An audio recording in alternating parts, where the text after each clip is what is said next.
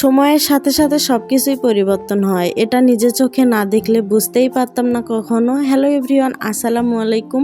সবাই কেমন আছেন? আশা করি সকলে অনেক বেশি ভালো আছেন। চলেন আজকে আমাদের বাড়ির রাস্তাটার সাথে আপনাদের পরিচয় করাই দিই।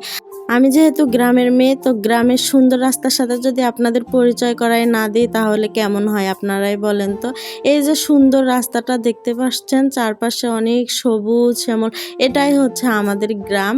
আমি কিন্তু ছোটবেলা থেকে শহরের স্কুলেই পড়াশোনা করছি, তো এই রাস্তা দিয়ে আমার জীবনে প্রতিদিন যাওয়া আসি করা লাগতো।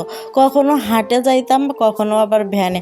আমাদের ওইদিকে কিন্তু 3 চাকার গাড়িগুলো সেসব ভ্যানে চলে। জানি না আপনারা অনেকেই হয়তো বা দেখেন নাই যারা শহরে থাকছেন। এই সুন্দর রাস্তাটা একদম আমার মন কাড়ে নেওয়ার মতো।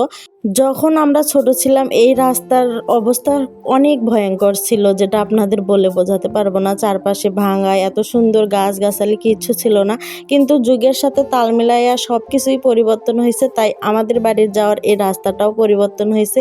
কিন্তু রাস্তাটা দেখে আমার এখন অনেক বেশি ভালো লাগতেছে। আচ্ছা, অনেকের তো বাড়ি বোনারপাড়া, তারা যদি এই রাস্তাটা চিনে থাকেন তাহলে অবশ্যই কমেন্ট করবেন। দেখতে দেখতে একদম বাড়ির কাছে চলেই আসছি, এখন শুধু ভ্যান থেকে নামার পালা।